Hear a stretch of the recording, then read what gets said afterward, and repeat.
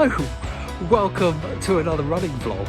Today I'm going to talk about something that I have wanted to talk about on this channel for a very long time.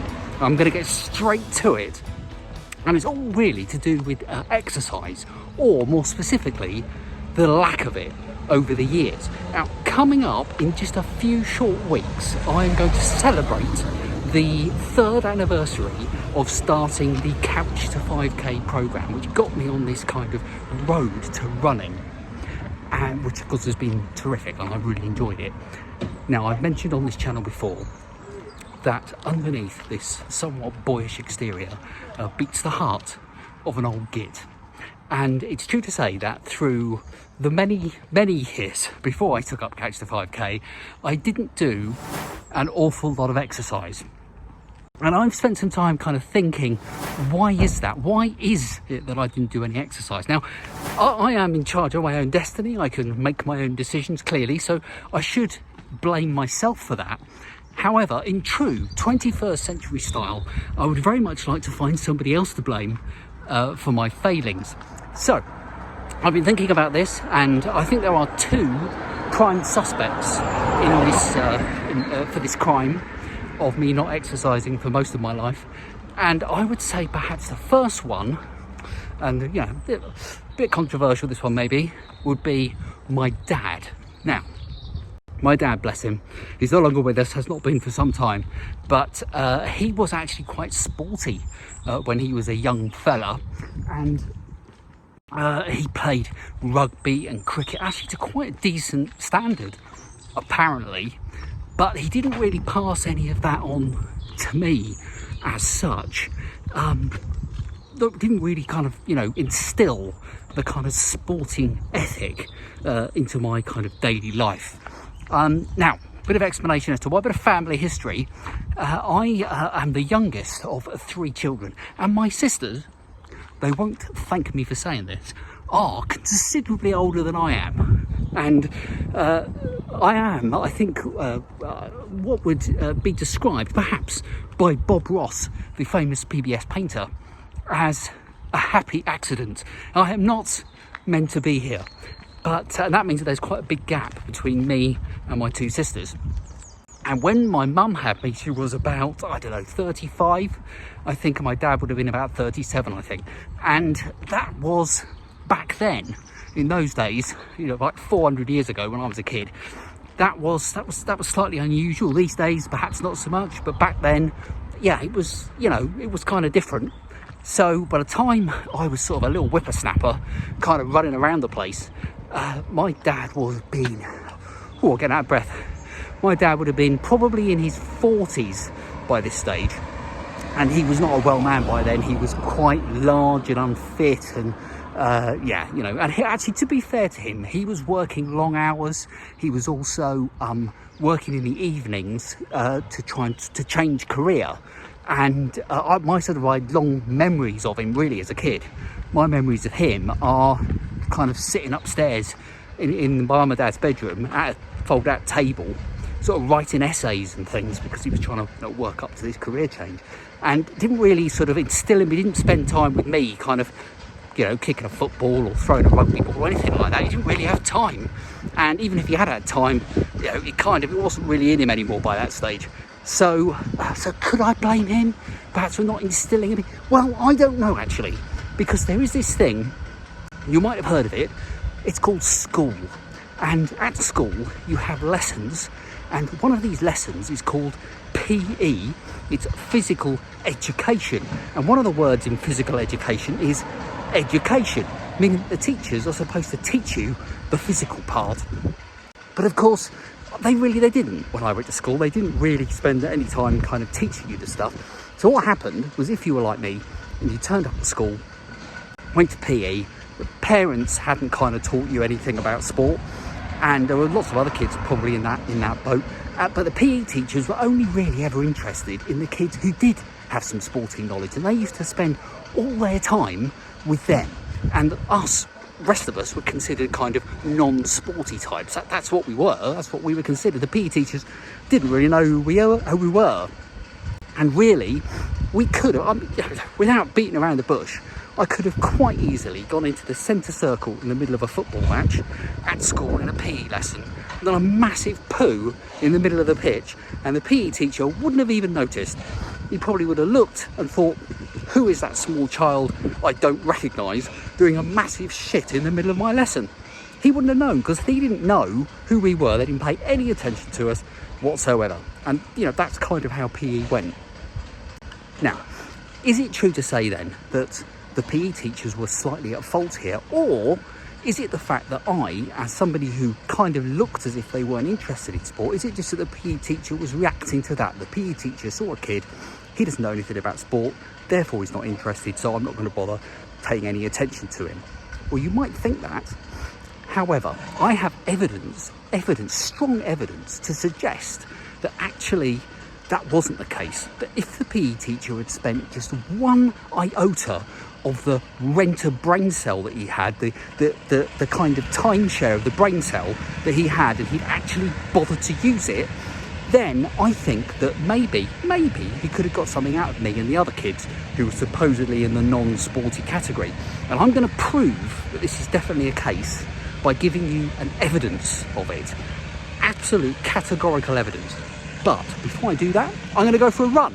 Now, I've got my breath back now, so my run today, I'm going to hopefully go for 10k, but I've been quite busy today. I've been standing up for most of the day because today was dog grooming day, and that is like kind of a two-person job. So I've got myself, I'm holding on to the dogs, and my wife's trying to clipper them. So I've been doing that all day so far till now. So so I've been stood up. So can I also then now go out and run for 10k? I don't know, but I'm going to give it a go.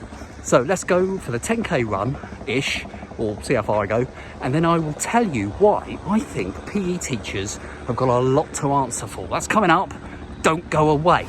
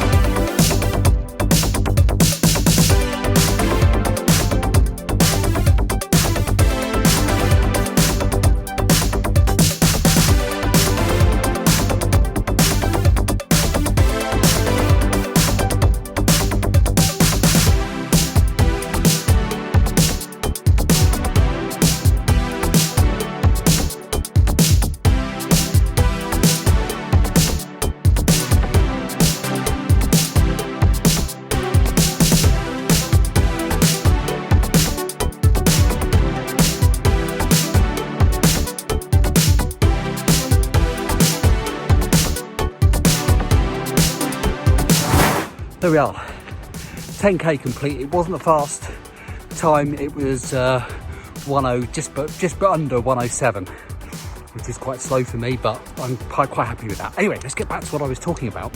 And before my run, I was talking about the whole exercise thing and whether who can I blame, apart from myself, for not doing exercise through vast swathes of my existence on this planet. And I was saying, well, my first possible candidate was my dear old dad. But actually, to be fair, he was bringing home the bacon. So, well, I mean, not literally. I mean, he didn't walk through the front door in the evening with a pig under his arm and then just plonk it on the table and say, oh, gnaw on that, kids. That's not how it works. He didn't do that.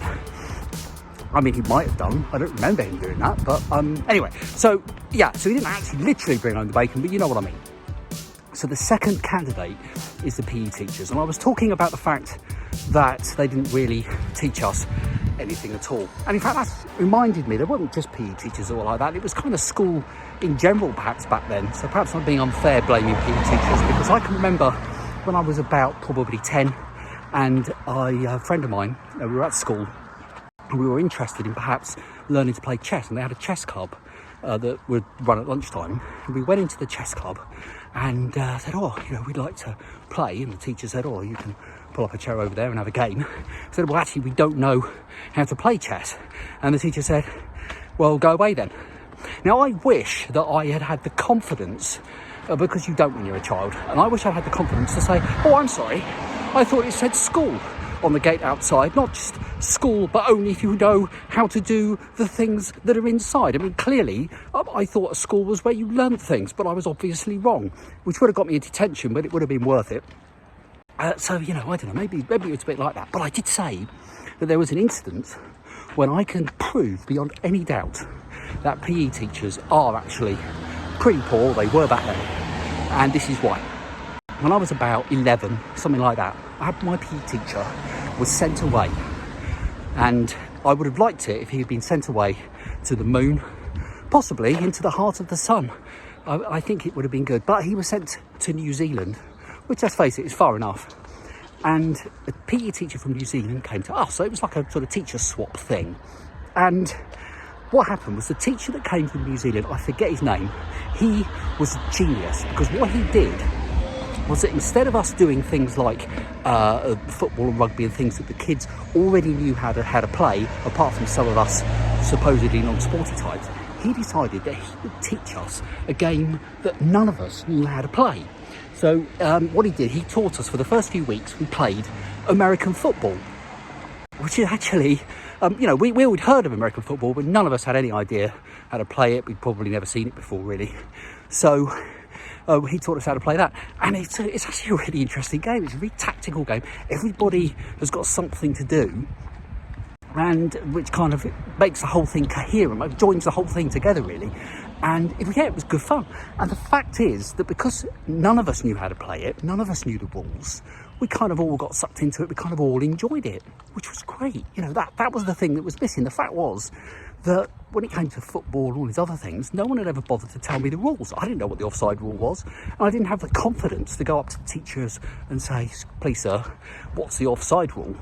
It was only years later when I worked out what it was by myself. They didn't have the internet then to look it up. There were sport rule books, but you know, they just don't make sense. They're gobbledygook to like a 7 or 8 year old. Anyway, the next group of lessons, this teacher from New Zealand, he taught us how to play Aussie rules football, which is an absolutely bonkers game, but we all enjoyed it. And then for the last few weeks, he did actually do rugby, because being from New Zealand, and at the time the All Blacks were a huge team, absolute world-beating team. So unsurprisingly, he loved rugby, and he taught us rugby. But of course, so that it wasn't, oh, kids, you know, sporty kids, we all know the rules. We did a kind of a cut-down format, a bit like a sort of rugby sevens would be now, I think. And so he had to then explain, well, you do this and you do this. And I remember at one stage I scored a try, and I had 2 kids off each leg as I kind of fell over the line, which is something I never would have done with the other PE teacher. It was just the fact that he taught us the rules, he made it interesting and engaging. Of course, what happens? He went back to New Zealand, our other PE teacher came back again, and of course it all went back to how it was. I went back to goal hanging, and that was it. And I can remember that PE teacher, I remember us doing things like running. He put us right off running, because he'd send us on cross countries. Remember cross countries when we were a kid? And instead of like explaining the benefits of running, instead of there's some science behind it maybe, and explaining the benefits of why it's so good to do it, and maybe starting off with a shorter course and building something. No, they give you a long course to run. You'd have no idea. You'd get a stitch. You'd feel awful, and of course, what happens? It just put you off. And I think that's. If I look back on it now, I mean, you must know, if you watch these videos, you know I'm a fairly laid back sort of bloke, and easy come, easy go, and try and see the best in people. But really, those PE teachers, they're all bastards, because frankly, they didn't really teach us anything, and they put us off. They put people like me just off doing sport for years, and they should be utterly ashamed of themselves. Now, I hope that PE teachers and PE in general is a lot better nowadays. I really hope that it is. I hope that all kids are given opportunities to play sport. I hope it's not gender specific. I hope that boys and girls get to play sports of all sorts equally, and just find something that they might love, and they're explained the rules fundamentally, because I think that's what happened with me. And no one told me the rules. That's why I sort of hid my light under a bushel. It wasn't because I wasn't going to enjoy it. It's because I didn't know how to. I didn't know how to play them, and I didn't have the confidence that you might get as an adult to say, how does this work? What's this game? Tell me the rules. So there you are. I have another example, one more that I will just finish off because this is a very long video, of where it can work, where if it's organised properly, sport at school can actually work really well. When I was 18, I went to sixth form college to do my A-levels. So it wasn't attached to a school, it was a completely separate place, sixth form college. And there, the sport wasn't compulsory. There you could do sport if you wanted to. And what they did, when you first got there, they did like a demonstration day, and you could go around, look at different sports, and if you liked the look of it, you could sign up for it. And they had all sorts, and there was trampolining and all sorts. Anyway, I signed up and did a few weeks of archery and a few weeks on a rifle range. And it was brilliant. It was such fun. I mean, I wouldn't say that I was necessarily any good, but then I only killed 3 people with stray bullets and arrows. So I thought that was quite a good return on the investment, really. It's not too bad, not too many deaths. So I thought I did quite well. But the fact was, then there was somebody explaining the rules. They were telling you how to do it, and you could do it for a bit and then go off and try something else, which is fantastic. It's brilliant. But why aren't more schools and colleges and places like that? I don't know. Perhaps they are now. Perhaps they are. I'd be really interested to know what your experiences were like. What was it like when you were at school? Perhaps you're a parent now, and perhaps you know a bit more what it's like now. Is it better? I certainly hope it is. I know now I would be a lot better at running. I'd be a lot fitter now if I hadn't been put off all this stuff for years and years and years. But it is what it is, and I try and be positive, and I try and look ahead and try and be upbeat about these things. I mean, I am fitter now than I have ever been, thanks to Couch to 5K, and I'm just thank my lucky stars that I found that program and that I did that, and I kind of, it's good that I found it, but I sort of think to myself, there's going to be loads of people of my era, as ancient people like me, who went through the similar things at school, who probably are just sat on their sofa watching Netflix and eating Nando's, and they don't do any exercise, and to their detriment really, because they had such a poor experience when they were kids. So what was it like for you? Is it any better now? I'd be really interested to know. I hope you don't mind. It's been quite a lot of waffle this week's video. If you made it right to the end of this video, please put in the comments that you made it right to the end, because then I'll know. So thank you very much for watching. If you like this video, if you found it interesting, please do hit the like button. Don't forget to subscribe if you haven't already, for more of my kind of bewildering rambling, and I will see you for another video next week. Thanks so much for watching. Bye for now.